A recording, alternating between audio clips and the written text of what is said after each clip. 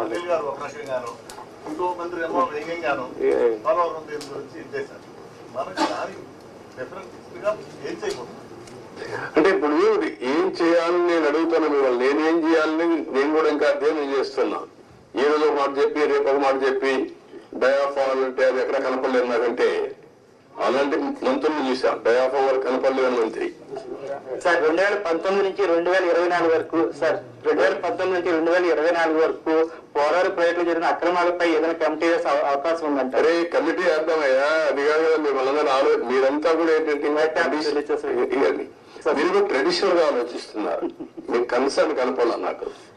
ఒక ఎంక్వైరీ చేసేయండి, యాక్షన్ తీసేసుకోండి, ఏం చేస్తారు మీరు. ఇంత డ్యామేజ్ జరిగింది, ఇన్ని వేల కోట్లు, ఇంత ప్రజల భవిష్యత్, ఇది ఎంత అన్యాయం జరిగింది, అది మీరు డిస్కస్ చేసే బదులు మీరు కూడా ఒక ఎంక్వైరీ చేసేయండి, ఎప్పుడు చేస్తారు చెప్పండి, ప్రాజెక్టు ఎంత అవుతుంది చెప్పేయండి అంటే నాకేదో పెద్ద నాకు తెలిసినట్టు రాసి ఇచ్చేదానికి. సార్ నిర్వాసితులకు సంబంధించి సార్ ప్రాజెక్ట్ గురించి ఒక విషయం పక్కన పెట్టినా నిర్వాసితుల గురించి ఏంటి సార్? అది కూడా ఇది అది అన్ని లింక్డే. ప్రాజెక్ట్ కట్టకపోతే డబ్బులు ఇవ్వలేదు కదా, గవర్నమెంట్ ఆఫ్ ఇండియా కూడా ఇవ్వదు కదా, వాళ్ళకు అన్యాయం జరిగింది కదా, రోజు రోజు పెరిగిపోతుంది ఖర్చు కూడా. మళ్ళీ ఇప్పుడు వాళ్ళకి అప్పుడే కానీ ఇచ్చుంటే తక్కువ అమౌంట్ అయ్యేది. రోజు రోజు అమౌంట్ పెరిగింది, R&R పెరుగుతా ఉంది, ల్యాండ్ ఎక్విజిషన్ పెరుగుతా ఉంది. వెరీ కాంప్లికేట్ చేసేసారంటాను ప్రాజెక్ట్ ని. Sir one minute.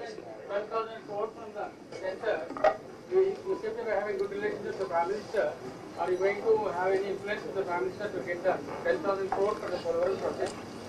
అయిపోతుంది అడిగి 10,000 కోట్లు నీకు ఇస్తాను, మీరు చేసేస్తారా?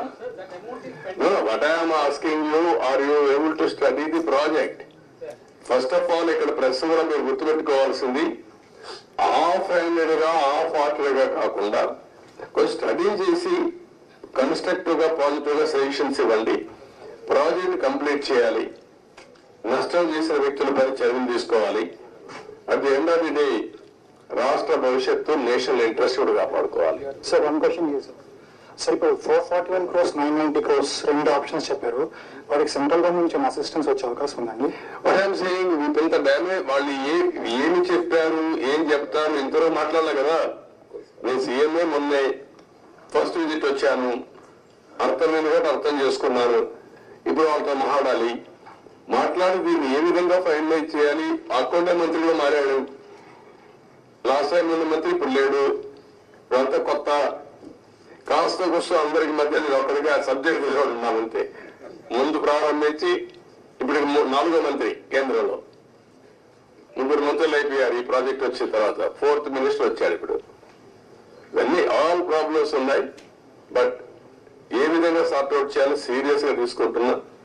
అదే సమయంలో రాష్ట్రంలో ప్రజలకు అర్థం కావాలి, రెండు బ్యాలెన్స్ కావాలి.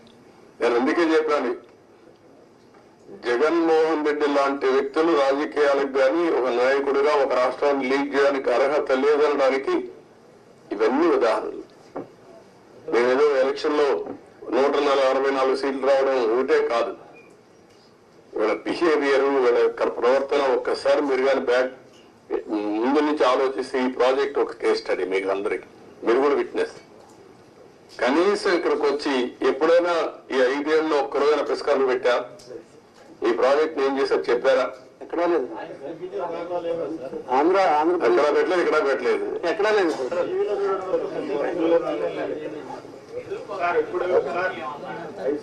అఖిల పక్ష కమిటీ ఏం చేస్తారు? అఖిల పక్షం వేస్తా ఏం చేస్తారు? కసో తిరిగేసారు అంతే కదా. అది కాదు కదా ఇష్యూ, ఎట్లా పరిష్కారం చేయాలి?